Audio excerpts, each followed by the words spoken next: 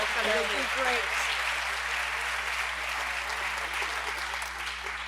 Great. We are here tonight to talk about great teachers. And so I'd like to start by asking you to think about your favorite teacher.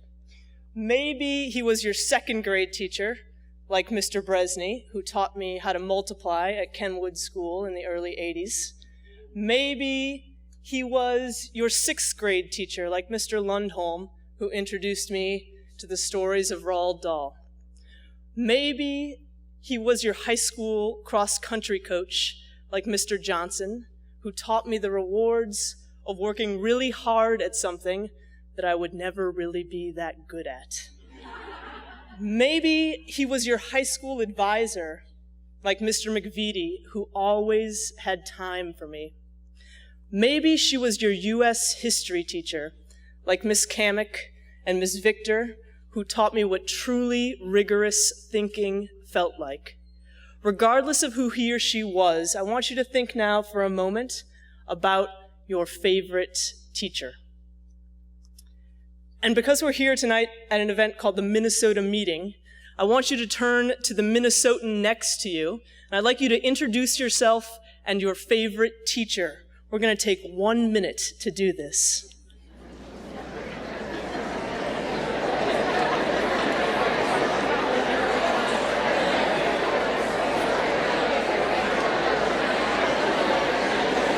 And we're going to come back together in 5, 4, 3, 2, and 1. We could talk about great teachers all evening, and indeed that's what we're going to do for most of our evening. But because I am a teacher and because you all are seated out there, we're going to run this evening a little bit like a class. And in our class, we have objectives so that you know what you're going to be able to do by the time you leave class. The first objective tonight is you're going to be able to describe the need for great teachers. Our second objective tonight is that you will be able to explain how Relay Graduate School of Education, where I work, helps new teachers become great teachers. And then our third objective is one that will involve all of you quite directly. You are going to learn how to cold call effectively. Whether you are a teacher or not, you will leave here this evening with a concrete teaching strategy in hand. So we have a lot of great teachers in this country. We have a lot of great teachers in Minnesota. We have a lot of great teachers right here in the Fitzgerald Theater tonight. I see Mr. Lundholm, and I see Mr. McVitie, and I see Mr. Johnson and Miss Kamek and Miss Victor. We have a ton of great teachers here. I met a few more of you at our reception this evening. The problem is we don't have enough great teachers, and in particular, we don't have enough great teachers for our students of color, and we don't have enough great teachers for our low-income students. And this lack of great teaching for our low-income students, this lack of great teaching for our kids of color, contributes to something that some people call the achievement gap. There are many different ways to envision the achievement gap. One that's quite common is a graph where you have time running out along the x-axis, and you have some educational measure running up along the y-axis. That educational measure could really be anything. 4th grade reading scores, 8th grade math scores, SAT scores, college matriculation rates, college graduation rates. It doesn't really matter what the educational measure is. We see a persistent and pervasive gap between white students' average performance on those measures and students of color performance on those measures. Another way to think about the achievement gap is in socioeconomic terms. In this country, we see 8% of our lowest income students graduating from college, and we see 75% of our highest income students graduating from college. In Minnesota, we have one of the largest race and class-based achievement gaps in the country. Now, this term achievement gap is one that many people use to define these discrepancies, but I don't actually think that the term does justice to the phenomenon that's trying to describe. Achievement gap as a phrase, I think, puts the onus on the kids It makes it seem as if the kids aren't achieving, as if it's somehow their fault. And so I don't think what we have here is really an achievement gap. I think what we have here is an opportunity gap. It's an access gap. Our students of color, our low-income kids, they don't have access to great teachers and great schools at the same rates as our higher-income students, as our white students. So what we have is not so much an achievement gap as a fair shake gap, as a pursuit of happiness gap. And this is a gap that a bad teacher can broaden. It's also a gap that a great teacher can close. There are a lot of other things that can help to close the opportunity gap: better access to health care, better economic opportunities for parents, better social services. But we're here tonight to talk about great teaching. And so we're going to focus on great teachers as a solution to the opportunity gap, to gap closing teachers. Take a student who's in the 3rd grade, middle of the pack, 50th percentile in his 3rd grade class. If that student gets 3 crummy teachers in a row, that student has gone from being middle of the road to being in almost the bottom third of his class by the end of 5th grade. That student is on a trajectory that heads nowhere near college and nowhere close to the opportunities that college affords us in this country in this century. If you take that same student, however, that same 3rd grader, middle of the pack, and you give that kid 3 great teachers in a row, you see a very different story. That student is at the top of his class, 90th percentile by the end of 5th grade. He is on a trajectory towards college and all of the life opportunities that college affords us. This is the gap that great teachers can close. And so if we know we have an opportunity gap, and we know that great teachers can close this gap, the solution is simple, right? We just need more great teachers, and we particularly need more great teachers working with our low-income students, working with our students of color. So where do you find these great teachers? How do you help new teachers to become great teachers? And how do you know when you've got a great teacher on your hands? Well, the answer for a long time in this country has been, well, you take new teachers or teachers who are aspiring towards greatness, and you send them to a graduate program in education where they earn a master's in education and become master educators.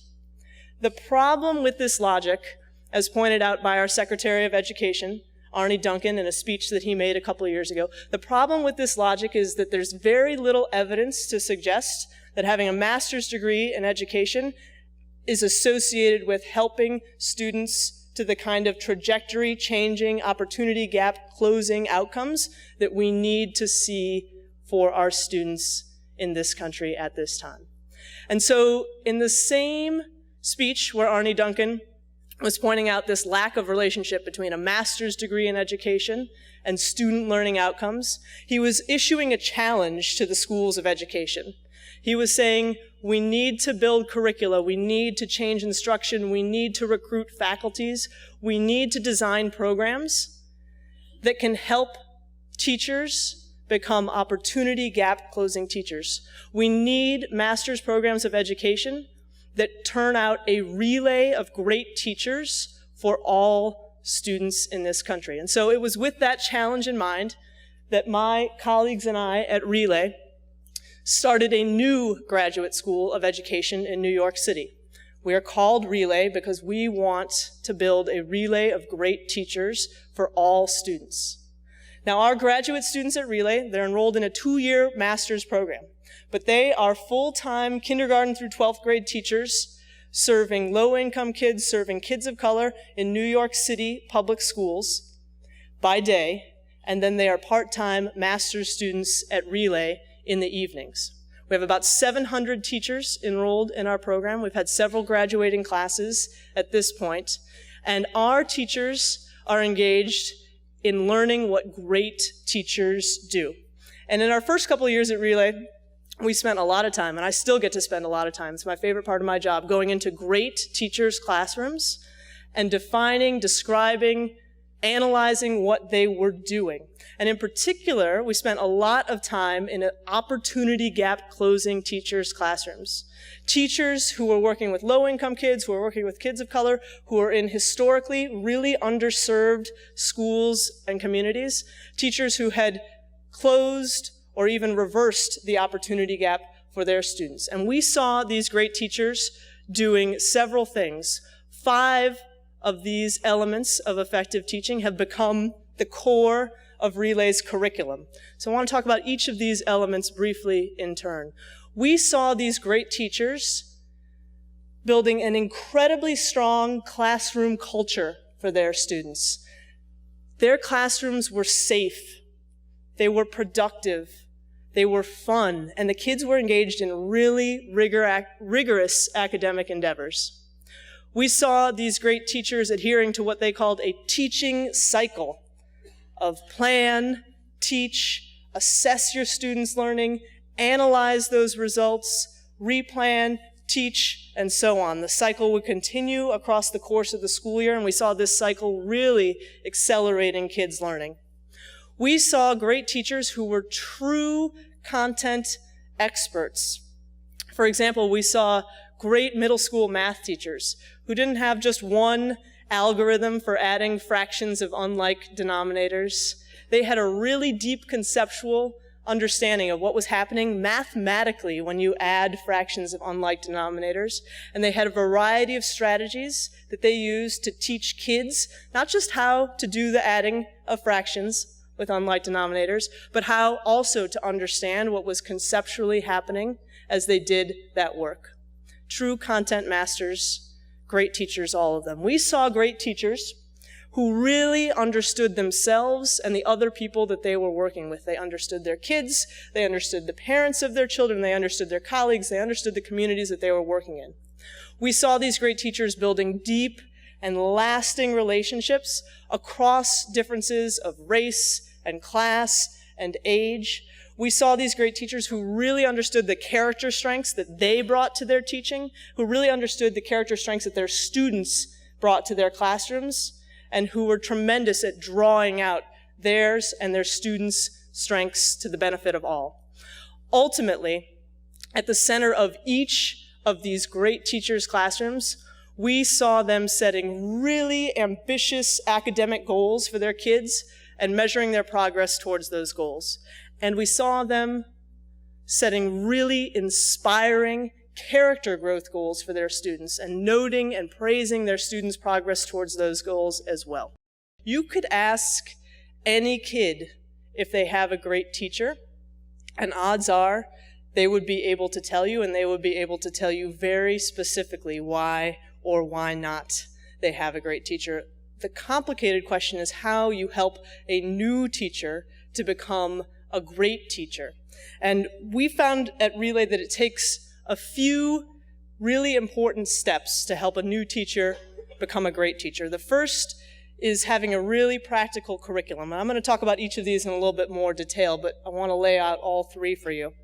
The second is having time to practice your teaching in the presence of professors. And the third is having a really authentic approach to assessment in your teacher preparation program. So the first piece, practical curriculum. In addition to going to all these great teachers' classrooms and trying to really curricularize what they were doing for our graduate students, we also happen to be lucky to be in a time when a lot of people are writing about what great teachers do on a really concrete level. So The Skillful Teacher by John Saphir, Teach Like a Champion by Doug Lemov, these are the texts that describe great teaching in a way that is approachable and accessible for a new teacher. So these are the texts that compose our curriculum at Relay. We have a modular program. And by that, I mean that for each of those 5 elements, take classroom culture, for example, we've identified a dozen or so particular skills that a new teacher has to master to be a great teacher. And we put these skills into what we call modules, and those modules occur across the course of the 2 years that any given graduate student is enrolled at Relay.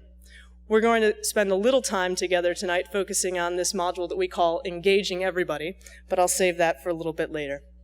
The second piece of our theory of action is practice with professors.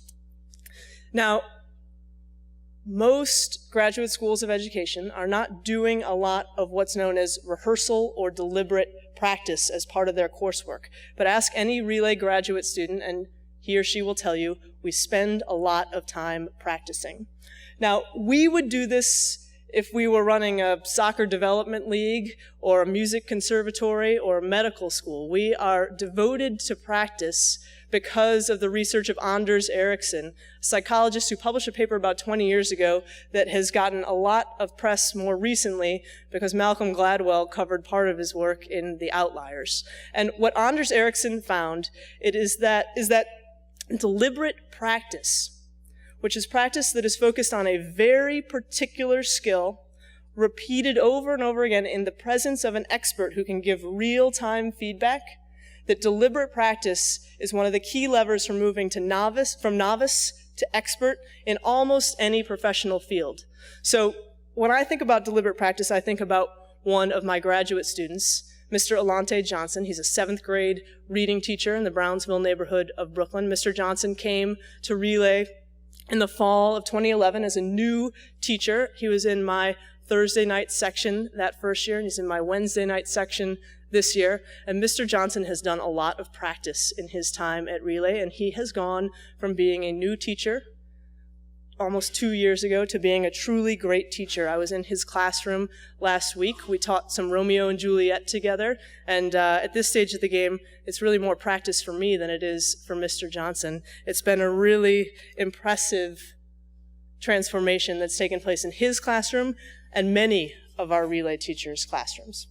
We found that this transformation takes place especially when our young teachers have great teachers as their professors. And we found that the best kindergarten through 12th grade teachers make the best professors in our program. So we have boiled the ocean to find some of the greatest teachers on the planet to teach our new teachers at Relay. We have Julie Jackson, who's led elementary, middle school, and high school classrooms in Newark, New Jersey for the better part of 20 years. I think of Julie as the triple threat of education because elementary, middle, and high are 2 more levels of education that most of us have ever taught in. And she has closed the opportunity gap at every level for her students in Newark, New Jersey.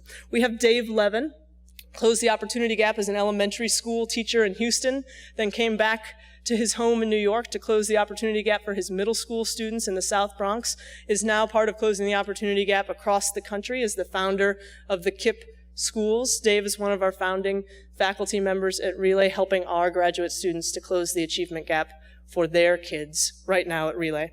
We have Kimberly Osagie, a terrific middle school English teacher working in West Harlem, closed the opportunity gap for her students there, is now working with our New York City teaching fellows to help them close the opportunity gaps for their students. Now, I want to give you a little taste of what it is like to be a Relay graduate student tonight, a little taste of what it's like to be a new teacher, because if the best teachers make the best professors, I think it follows logically that the best Minnesotans are going to make the best Relay students. And so we are going to spend a little time practicing one particular strategy associated with the classroom culture element of effective teaching. And tonight we're going to focus on cold call, which is one of my favorite techniques. It's part of our Engaging Everybody module. Few other techniques that fit into that module, but cold call is my favorite. So that's what we're going to spend our time on tonight. And we're going to do a little bit of role play in the form of deliberate practice together here tonight. But before we practice, we're going to do what we do at Relay. We're going to watch some experts in action. So I'm going to show you 2 short video clips. The first is of an elementary school classroom, a kindergarten classroom in Bushwick. It's a neighborhood in Brooklyn. My friend Yvette Merritt is one of the best kindergarten teachers on the planet. She'll be using cold call in her elementary school classroom. And as we watch Yvette, I want you to think about how might you define cold call? And then what might be the teaching rationale for using this technique to engage students in the lesson at hand? So, Yvette, without further ado.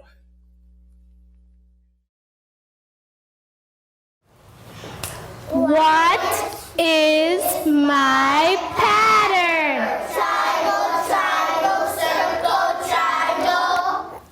Let's see who's getting tricked. Leslie! All right, Leslie's getting tricked. While she's going up there, do the pattern in the air. Let's check her work. Get ready? Circle. Triangle, triangle, circle, triangle, triangle, Circle, triangle, triangle. Good job, Leslie. Good job, Leslie. All right.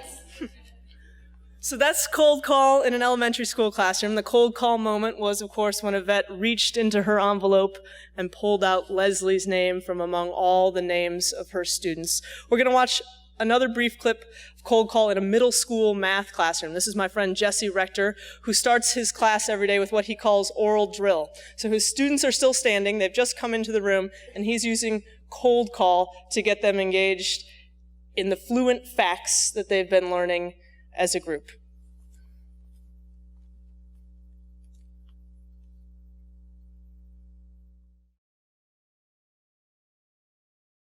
Okay, I'm a square field with an area of 169 square feet. What's the length of one of my sides, Janae? 13. 13 what? Feet. Excellent. I'm a square field with a perimeter of 48 feet. What's my area? Katrina? Excellent. I'm a regular octagon with a side that measures 8x plus 2. What is my perimeter, Tamise? 64x plus 16. Excellent. I am an isosceles triangle, with two angles that measure 3x each. What is the measure of my third angle, Anaya? 180 degrees minus 6x. Excellent. 180 degrees minus 6x. When I show that one, people start to get worried that the deliberate practice is going to entail them answering those questions. I'll allay your fears. It will not. But that is something that happens in Jesse's classroom at the beginning of every class period. And so I gave you a thinking job as you were watching those. You were supposed to be trying to compose the definition of cold call and the rationale for using this. Regardless of whether we're talking elementary or middle school, cold call is a technique that involves teachers calling on students regardless of whether or not their hands are raised.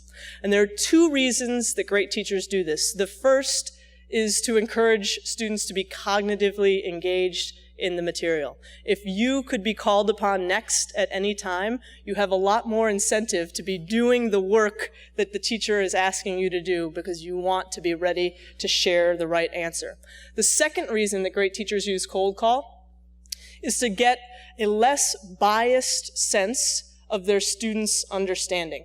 So most teachers, myself included, rely on raised hands as the means of checking for students' understanding.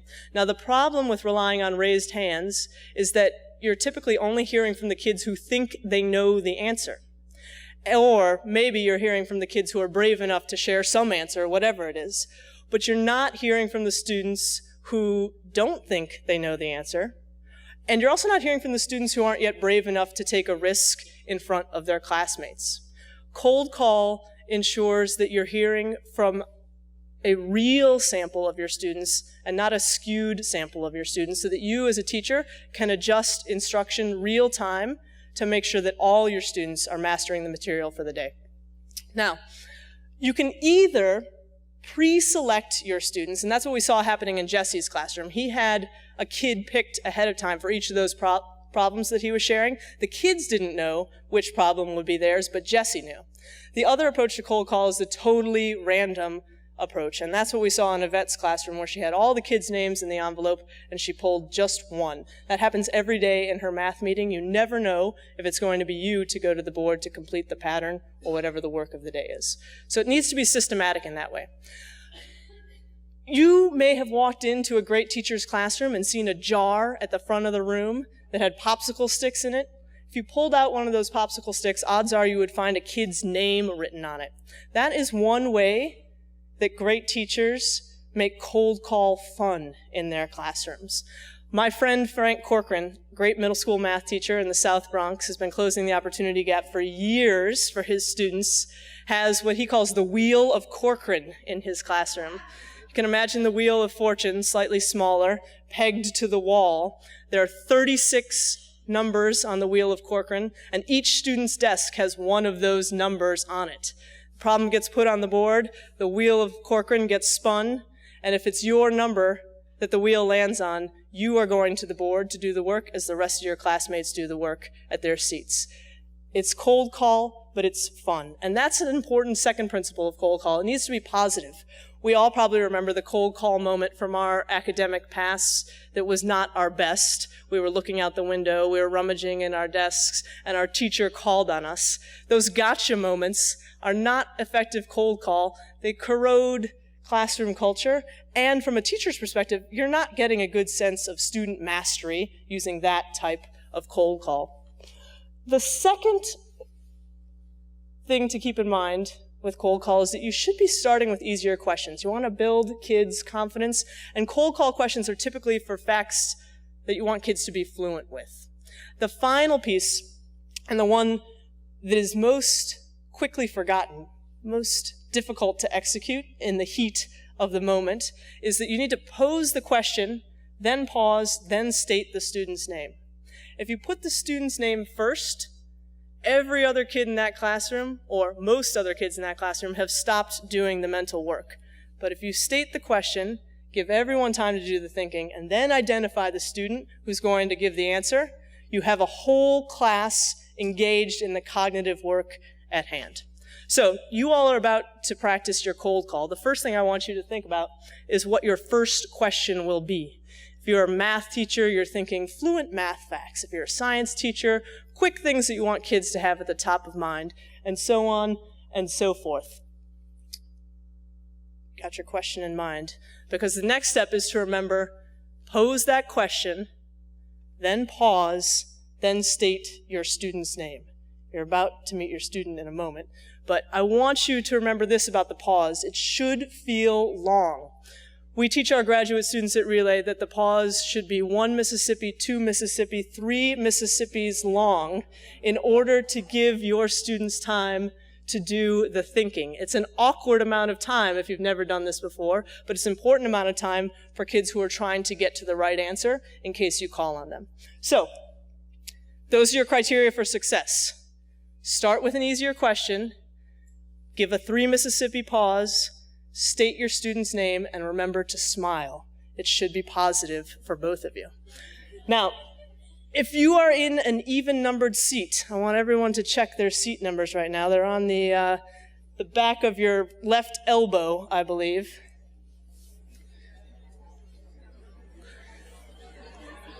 If you are in an even-numbered seat, you are about to become the teacher in this role play.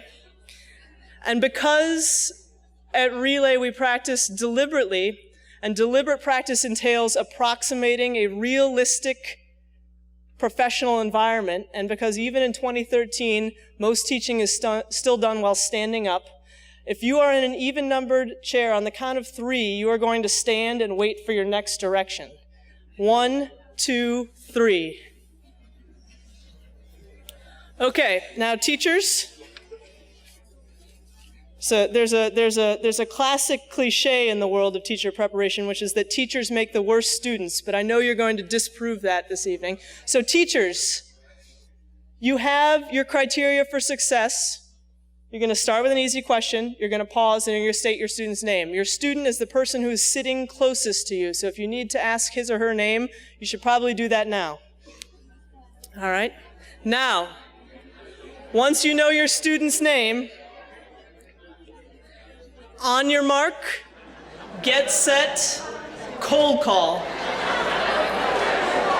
And we're going to come back together in 5, 4, 3, 2, and 1. Now, teachers, don't sit down. You're not done yet.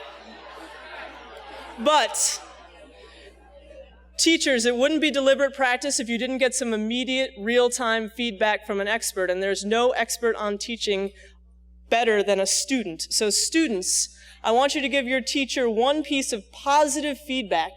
Did he start easy? Did he give a good long pause? Did he say your name at the end? Did he smile? What's one thing she did well? One piece of positive feedback.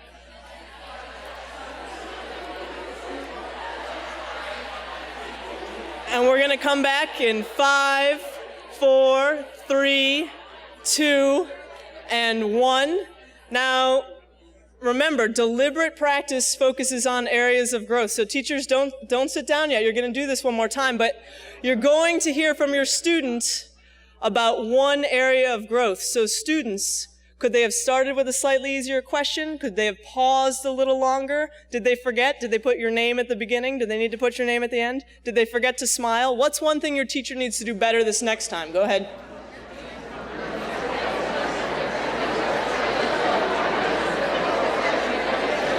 And we're coming back together in 5, 4, 3, 2, and 1.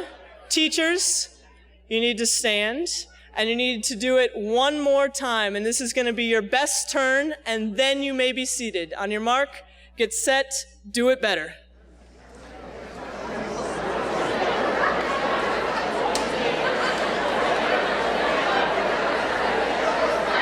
Okay, teachers, you may be seated.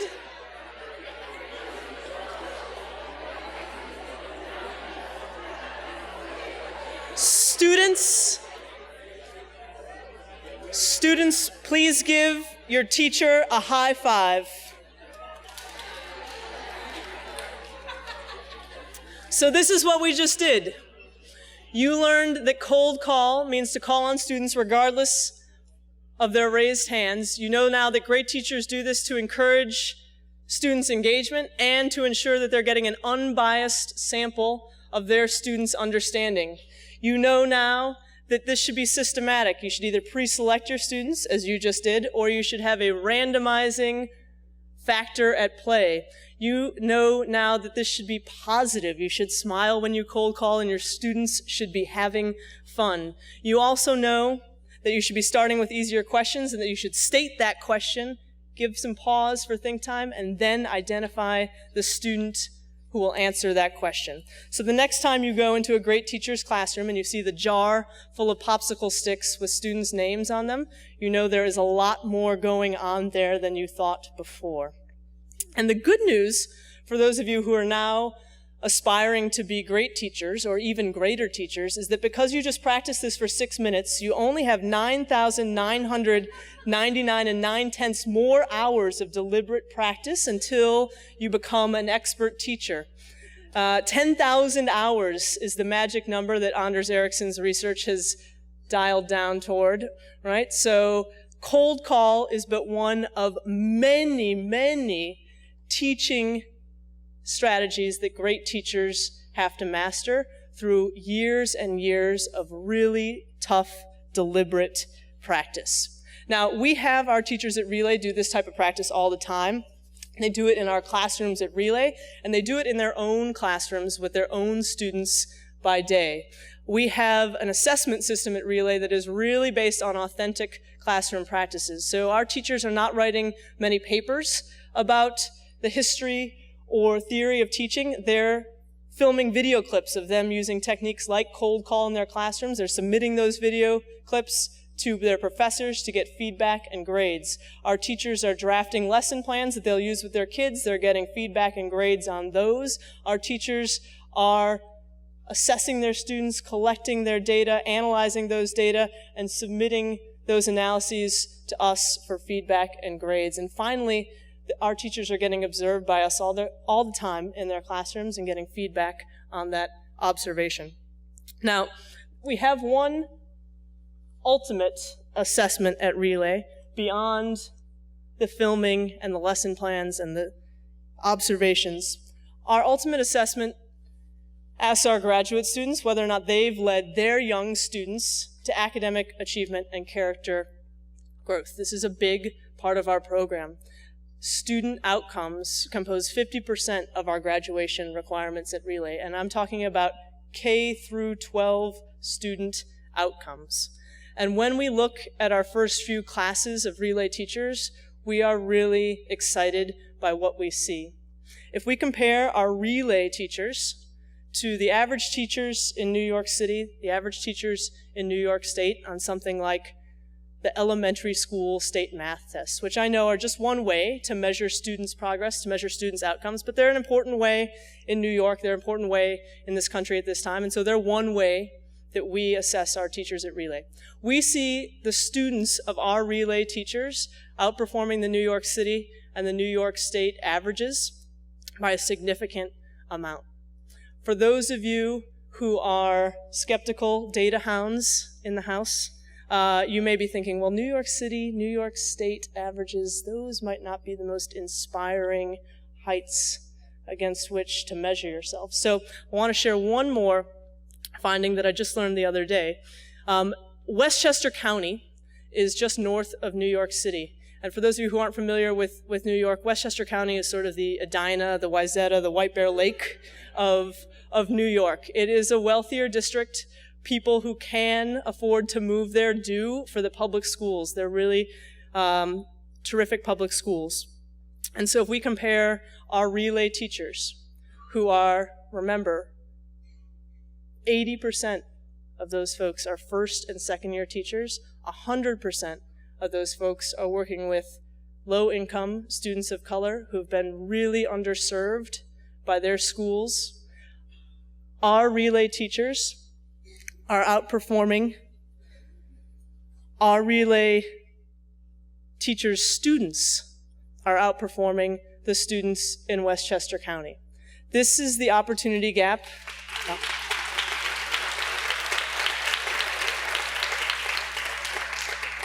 I find these numbers inspiring because this is the opportunity gap, not just closing, but reversing before our eyes. And we see these kind of results whether we're talking about our Relay teachers in elementary school math classrooms.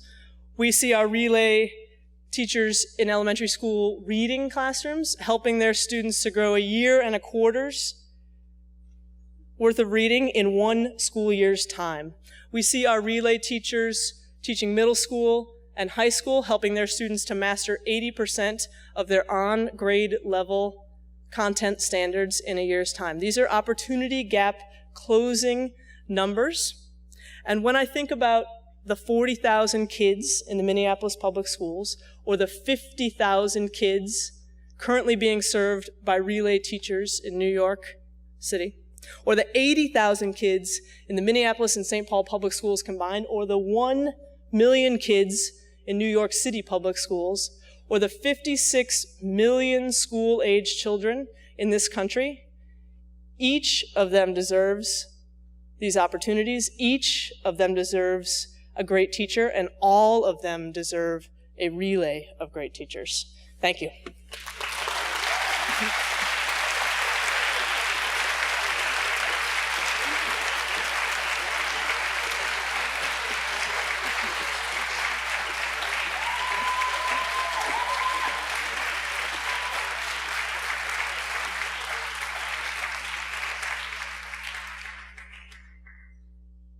Good evening.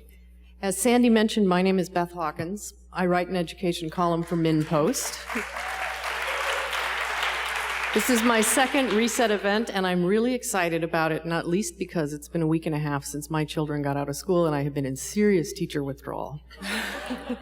Every year we say goodbye to some really good ones, and it's always tough, so it's just a little bit of withdrawal control here. So as hard as it probably was to be cold called out there, it was really hard for our local teaching experts to sit backstage and not participate. They were coming out of their seats. They had real-time feedback for what was going on here, and they proclaimed you very brave in your 5, 4, 3, 2, 1, your confidence that you would bring these people back together. I don't know that I got all of them. I saw a couple over there. Yeah, you know, I think that's the mayor, actually. He's like that. So, all the way over here, stage left, is Crystal Ballard. She teaches at Olson Middle School in North Minneapolis. 91% of her students are children of color. 84% of them are from low-income families. She's a member of the Minneapolis Federation of Teachers and of the African American Leadership Forum. And she has recently been accepted to the Aspiring Principal Academy, where she's going to work to be a transformational school leader. So we're excited to have Crystal here. Thank you. To her right is Holly Kragthorpe, who teaches at the newly opened Ramsey Middle School. She's a founding teacher there helping to build a team that is changing things up in some interesting ways.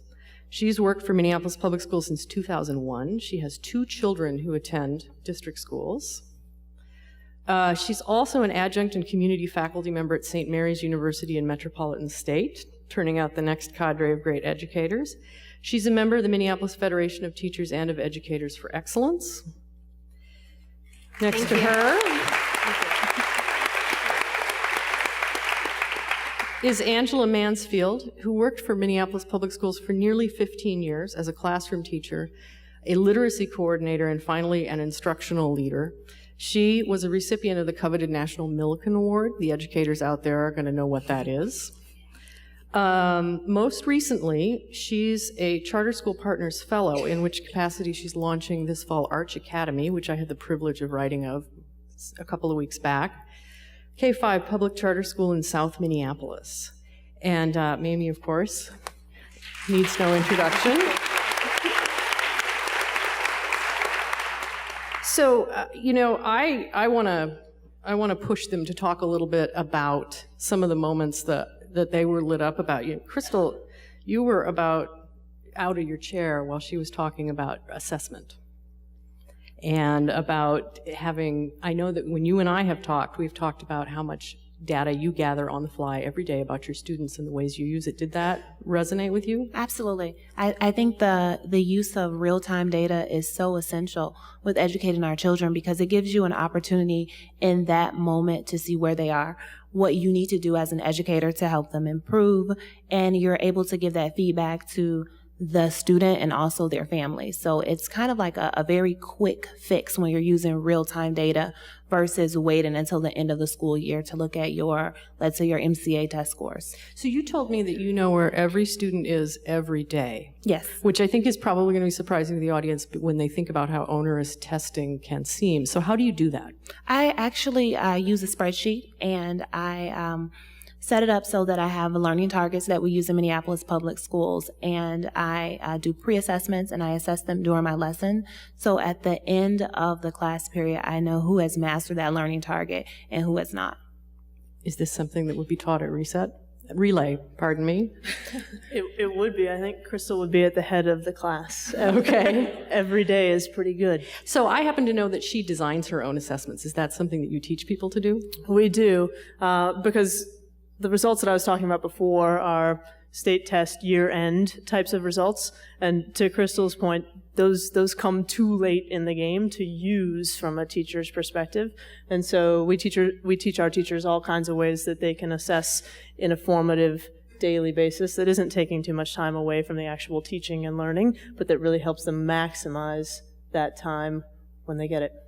So I'm remiss here. You all should have received cards on which you can be writing questions, and the ushers are going to circulate in a couple of moments to collect those, and we'll field them in a few minutes. So I hope that whatever was inspired from Mayme's discussion you're working on.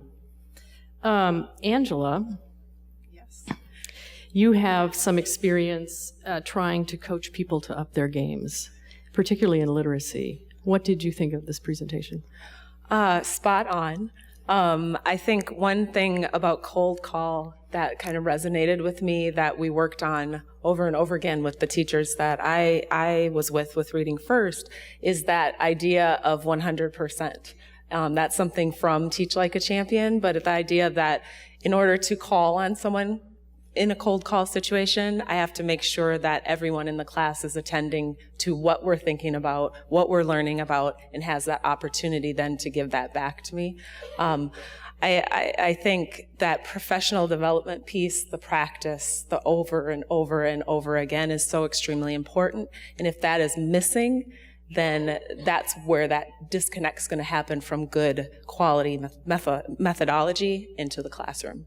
So you said, one of the things that you've said is that when you went from classroom teacher to instructional coach, you realized that in terms of literacy, you hadn't really gotten it before, or you got it in a new way. I think part of that was I was just in the moment doing it. So I called myself a baby teacher at that moment. I didn't really know what it was that I didn't know. And then when I got the opportunity to go across the district and see classrooms and people doing it in different ways, it kind of made me identify what those important strategies were that I was doing. But then it also broadened up my wondering and curiosity to find out what other strategies exist. So then I can bring that back to teachers and say, okay, you're rocking this one. Why don't we go this way and try something that new so you can reach this other child who might not be getting it? You're nodding. Yeah, well, I think one of the things that's really too bad about the teaching profession as it's currently practiced in most places is that when we're classroom teachers, we don't get to see other classroom teachers very often. And so what Angela's saying is so true, that it's not until you get to be a coach or a principal that you start to get to see what other great teachers are doing.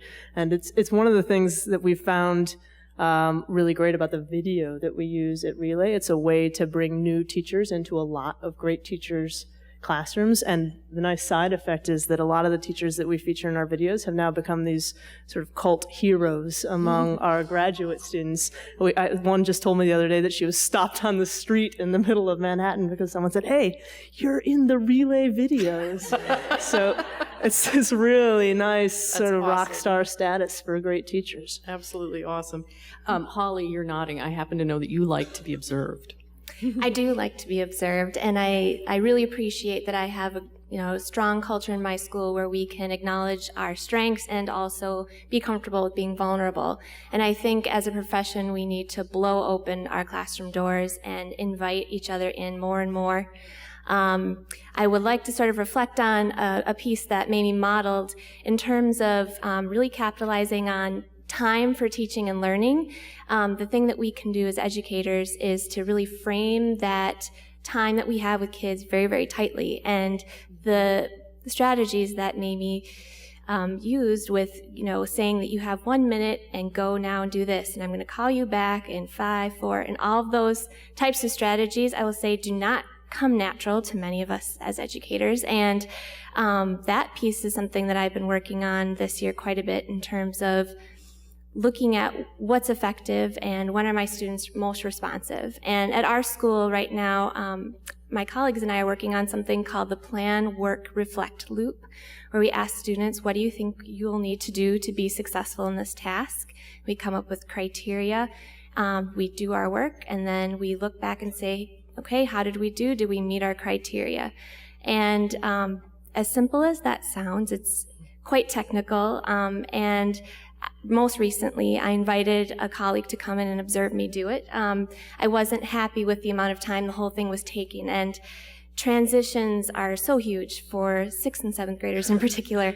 And so I'm blessed with the fact that I have a leader who says, you know what, if you want a teacher to come and observe you, I will cover their class. You invite them to come on in. And so I did, and it was really great to be able to have that reflective conversation of what did he observe, and then him kind of going through an inquiry process of, well, why did you do that? And why do you think that? And what do you think you could do differently? So it's really priceless. And one of the strategies that you displayed during your presentation is a particular favorite of Crystal's. Everybody writes. Could you tell us a couple of things about that and why you love it? I love Everybody Writes. It's really similar to the cold call, but it allows you to assess students' writing abilities very quickly. So instead of calling on a student who has their hand raised, you just simply have them write down the answer or write down some type of piece related to whatever you're talking about. And what that allows us to do as educators is to kind of target those students who are the students who feel as if, let's say, maybe Angela is going to get the right answer. She always does. But these other students are more responsible and they're held accountable for their learning as well. So at the end, you collect those exit slips or whatever type of assessment you're using, and you can see where your students are very easily. You see who has the concept, who needs more work with the concept. You can see how you can differentiate your instruction. And I think Everybody Writes is wonderful. It holds all students accountable. Is that something that you use? Yeah, Everybody Writes is sort of the higher order thinking version of cold call. So if cold call is used for the easier questions, for the fluency facts, Everybody Writes can be used for the more rigorous questions toward the end of class or even in the middle of the class. And I've seen really great teachers not just waiting to collect the exit slips at the end, but circulating throughout their students, helping people as they go. And an Everybody Writes moment can take 3 minutes, can take 5, but it's very little time to get a real sense of how everybody's doing. So here's where it's good to have a journalist in with all the educators.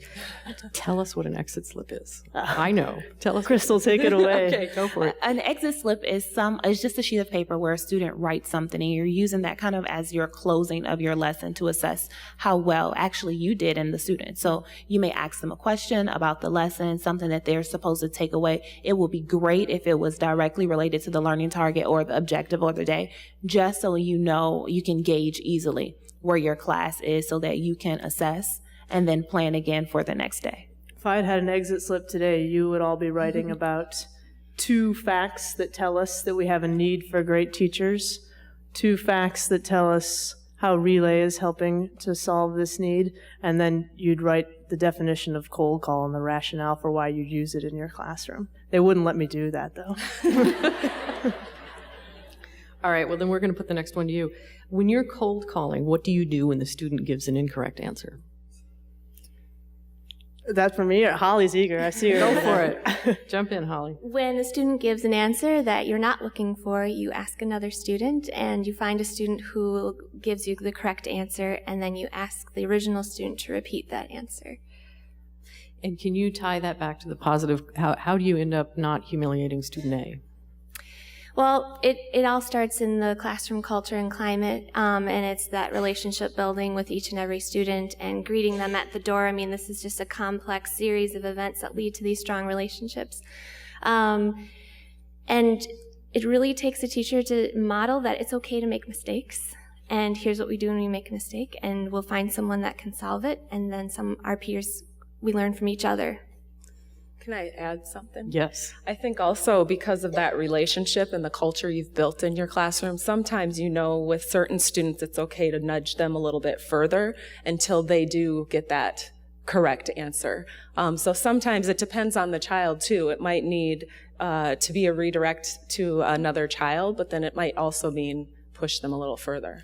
I visited classrooms where you could tell that all the kids were pulling for whoever was getting cold called or whoever was in the hot seat at that moment.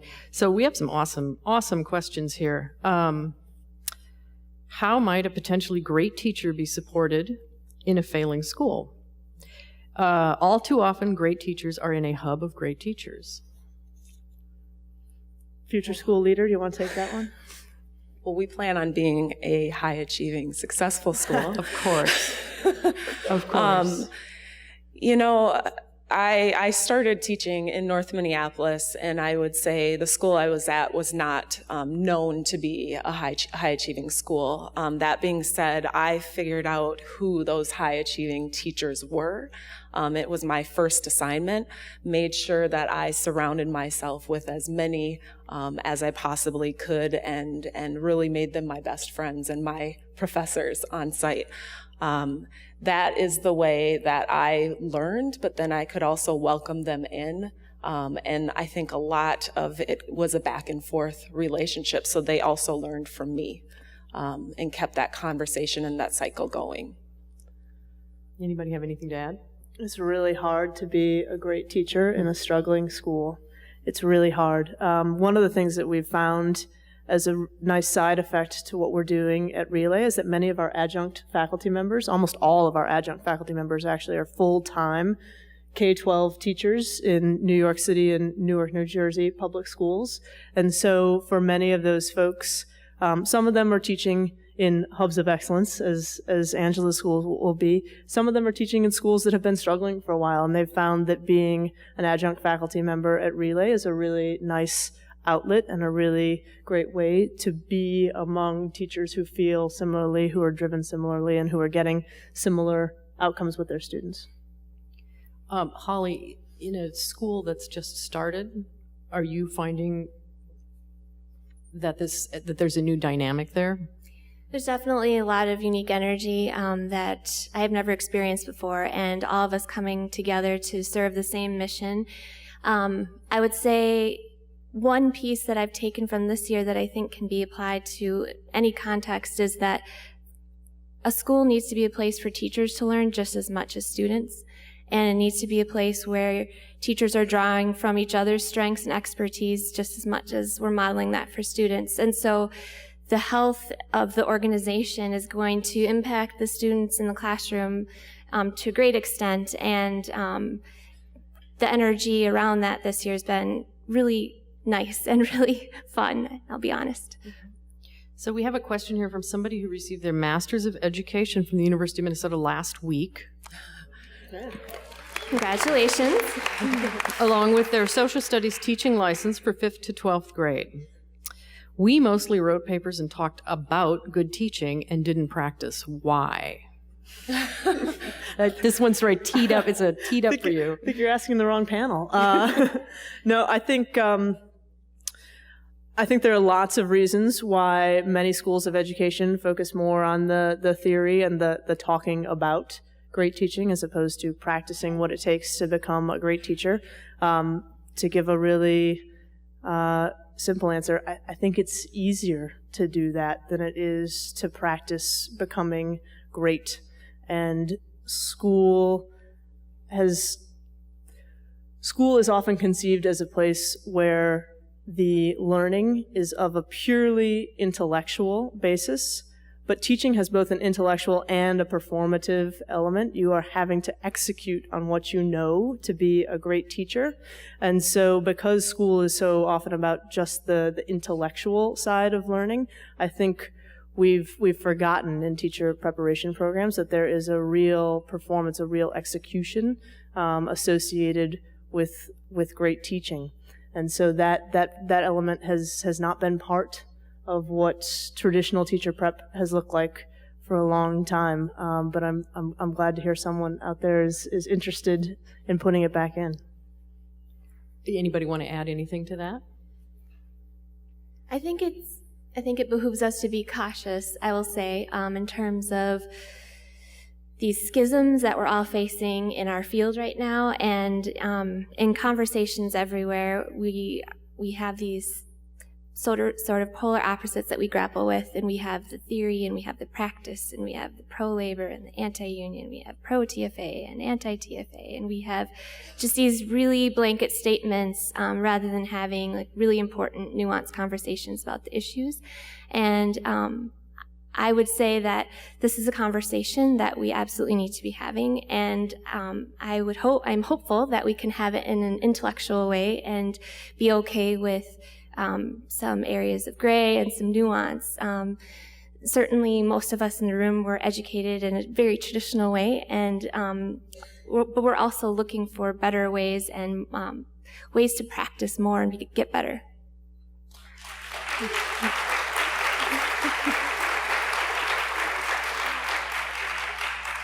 So, Angela, let's talk for a minute about the role of parents. Several of us up here are parents and wear a couple of different hats when approaching different schools. Mm-hmm. How do you straddle that? I think in the creation of Arch Academy, parents have been a very respected and integral part of this whole idea of building a community. We know that in order for our school to be successful, we need everyone from the teaching staff to administration, and especially and most importantly, the parents and families that the children are coming from, as well as the greater community, businesses, the bus drivers, everything. So for us parents, we approach them from this concept of what are your hopes and dreams for your child, and then how we can help them attain that by making sure that their child has the best opportunity in school, starting at kindergarten and following them all the way through high school and beyond to college. So has that been your experience as a parent? Which part? I think because I've had the benefit of kind of having a privileged background of middle class, no problems, no worries background, it's kind of shocking how hard as a parent I have to work. And my children have not wanted emotionally, materialistically for anything, and yet I still have to chase behind them and make sure that their teacher knows that I'm one of those parents, that I care, that I'm going to advocate, that I'm going to fight to make sure that they have what they need. And just by virtue of them sitting down in a seat doesn't mean they're just going to be successful, that there's something on the other end that's going to initiate and engage and guide that success.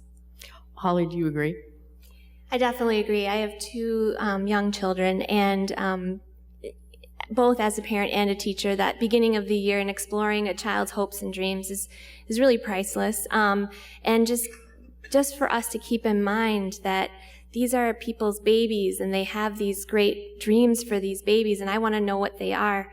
I do think that as an educator, we can do a better job of asking our parents what are they coming to the table with in terms of strengths, and sort of getting a handle on what assets they're bringing to the table in a more meaningful way. And I've experienced some struggle with that.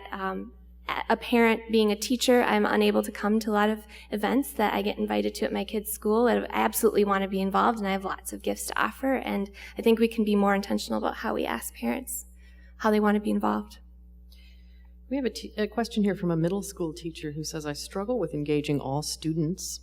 How do you reach those kids who've already given up? I think this is a great question for Crystal and for Mayme. The students, well, I don't believe that they give up. I just think there's something going on where they're just kind of disengaged. But I think in situations like that, you really need to get to know that student. So find out what those interests are and build your lessons around those interests. So if you have a student who's interested in, let's say, cars, you get everything you possibly can related to cars, fiction, nonfiction. You develop your curriculum around that student, and you make it more individualized so that student can be engaged. So once you get that hook for the student, I'm almost certain that he or she will be more engaged and willing to interact with you in the classroom. So I visit a lot of schools where kids by middle school, and much more so by high school, have learned to front. Like they know what answers the grown-ups want, and they can supply those answers. And I often watch them and think it's masking a lack of engagement. You know, they've learned to say, I am college bound, but maybe they haven't internalized it. Do you see that? I think so. Especially with individual conversations with students, you know, they know what it is to act like a model student or a student who is college ready, but they don't necessarily believe it in themselves. And you can see it manifest in other areas. But when you have those situations, it's so important to have relationships with students so that you can kind of foster that within that child. What do you teach at Relay about this? So student engagement and building strong classroom culture is one of the first and most foundational things that our graduate students experience at Relay. And I think Crystal's put it very succinctly and very correctly. It comes down to really strong relationships with kids, to knowing your students really well as individuals and as part of the class that you've built together. I've never met a kid who didn't want to succeed in school. There are some kids who are resistant to it. There are some kids who have been turned off to it by past experiences, but every kid I've ever met wants to succeed in school, and it's just a matter of showing him or her that that is still possible and how to do it. So we have a question about some of the specific techniques we've talked about. Do they work with special ed populations and with students on a variety of different levels? At Relay, our students? Or these techniques? These techniques. I think everybody writes. You mean those type of, everybody writes works with everyone. You're able to see the skill level, and that's what makes it so wonderful, because you can see your high performance students, you can see kind of your middle performance students, and you can see your students who are not where you want them to be very easily just through that simple writing technique. So I think it works with all students.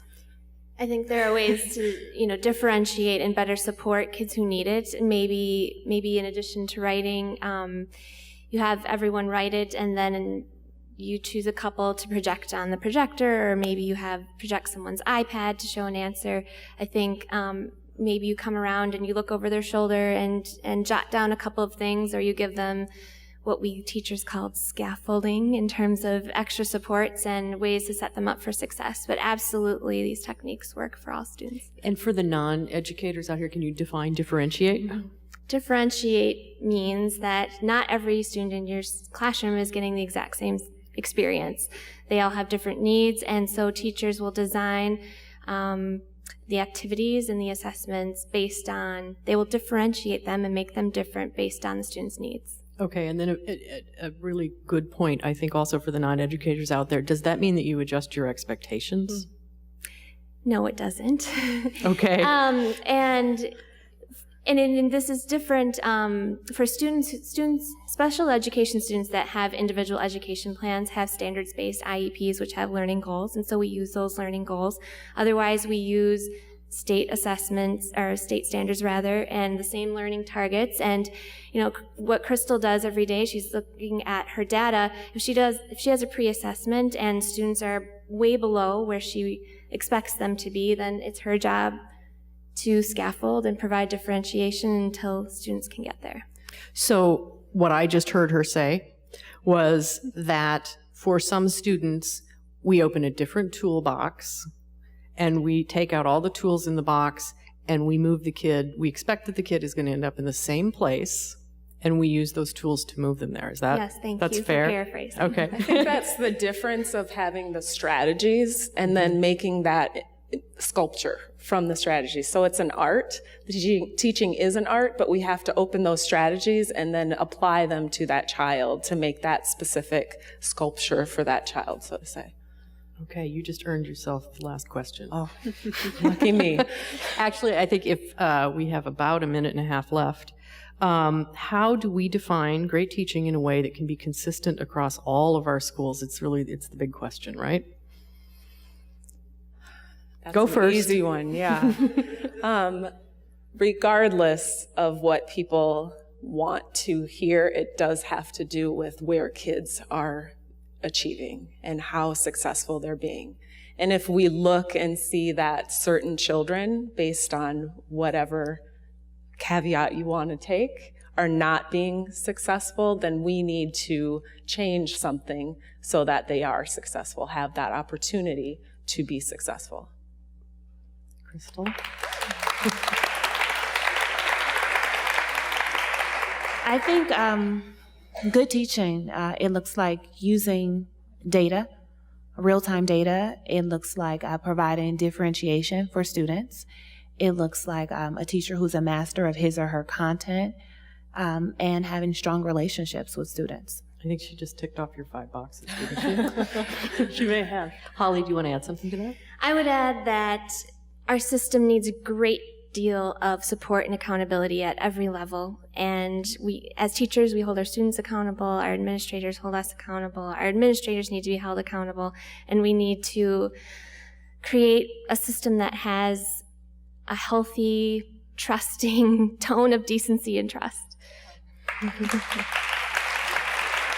Dean Hostetter, why don't you just bring this one home? Sure. Well, so Crystal gave my relay party line answer. I think she did have the 5 elements of effective teaching. I saw her taking notes while you were talking.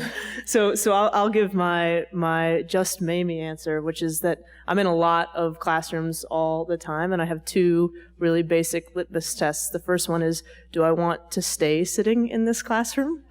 That's number 1. And the second one is, I don't have kids yet, but I hope to someday soon. And my second litmus test is, would I want my kids sitting in this classroom?